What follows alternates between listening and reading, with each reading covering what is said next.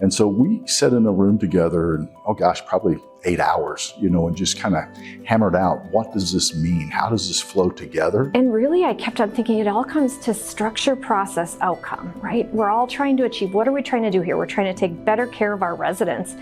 And I think that was really important for us to define and write that out in black and white. We were having these conversations of strategy, and you want your leadership team to be aligned on where you're moving. And we knew that if that was our guiding principle, that all the decisions should ultimately support that, whether it be the stewardship, technology, or any of the other pillars that we use to support that. We knew that our strategy had to align to make sure it supported that, so that we're here not only today, but well beyond, but giving that great care that our residents deserve when they come into a North Shore Center.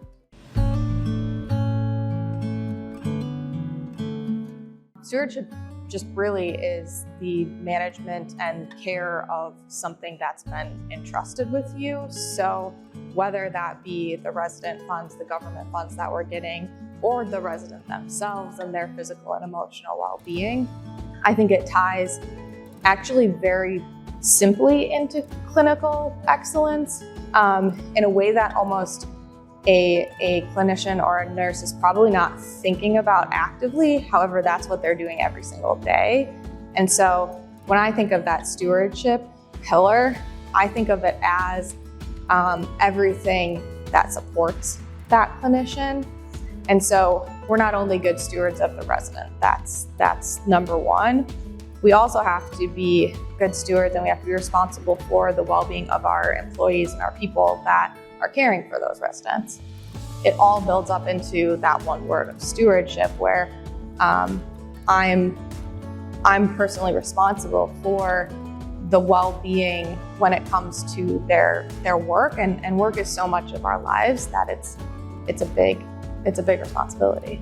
But I also think stewardship is always going to be something that we need to be cognizant of and thinking of every day, because we are entrusted with the care of thousands of lives.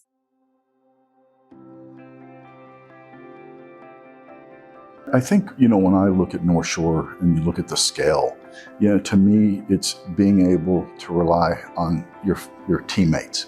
And when I say that, I mean, we collaborate together. Our pods, yes, we're the largest in the state, but truly our pods work together all the time. We have someone that's great at teaching, be it CNA course, whatever it might be, we'll pull from each pod. It could be someone, a BOM, it could be a BOA.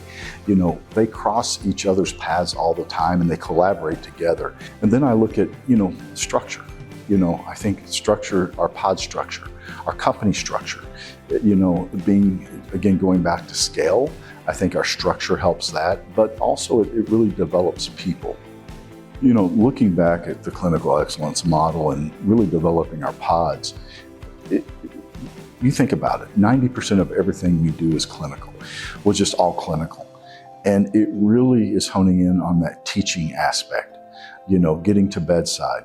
As you look at it, we've got 15 nurses running a company. If you take care of the clinical, everything else falls into place. And I look at how the company has evolved, how we've gone through some tough times, but we really have evolved around that clinical model, and we kept our eye on, the residents. And I think that's what's made us successful.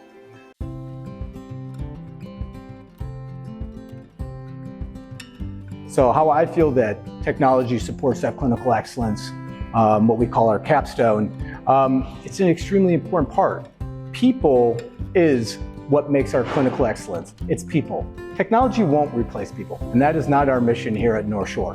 What we need to do is make sure that our people, our caregivers, get connected to our residents. That's where technology comes in. Technology comes in to fill those gaps of administration and things that can be automated, where we can create efficiencies to get to that 15 minutes that we can give our caregivers to get to that bedside and provide that level of care that elevates us to that clinical excellence that we know we need to provide.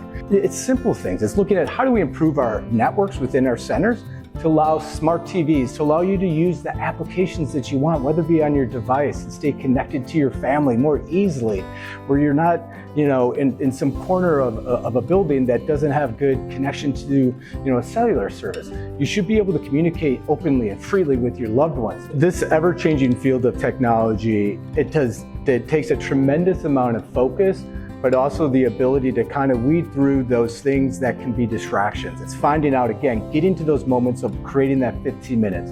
How do we get that caregiver bedside? And that comes with the form of making the investment, with North Shore's done, of building out our own help desk, providing that support that we know is so important to technology. It's not just the application, it's not just the device, it's everything behind that. Know that you're gonna have a team here at North Shore standing behind you, ready to help support you through all of that technology change. So when we look at technology, we don't look at things that are the new thing, it's the right thing. How are we gonna improve that resident experience, that care level, making sure that we can be bedside?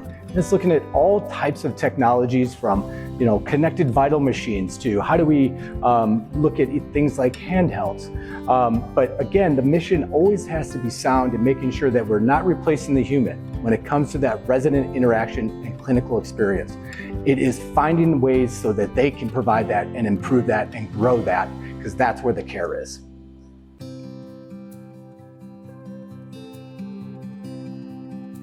I felt very passionate even before I came on board with the company. I was helping them through the Wisconsin Healthcare Association to learn about how we can systematically implement processes to help improve the quality of care within our buildings. And it doesn't have to be rocket science. Many times buildings are doing performance improvement, they're just not taking credit for the work that they're doing. We live, eat, sleep, breathe quality, and the whole entire building is on board. And if I walk into your building, everybody's going to tell me what you're working on for performance improvement. Everybody's going to talk about your strengths, weaknesses. So it's really that higher level echelon that we're striving for, but we're really proud of our centers and where they're at. Dr. Cowling is our corporate medical director. He is the one who brought this program to us, and I was just talking with him the other day, and he said, it took Lake Country a year to work through this, and he said, we have all the templates now. We know what we're doing. The next building that wants to do this is probably going to be able to accomplish this in a fourth of the time, right?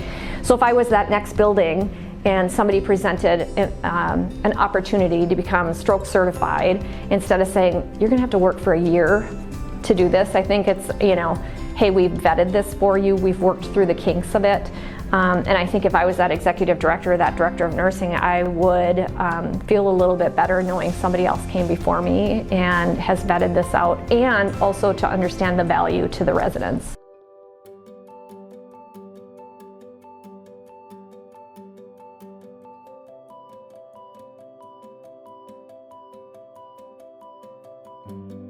I think having everybody unified and with one common goal of clinical excellence, I think you'll see the continuation of growth too.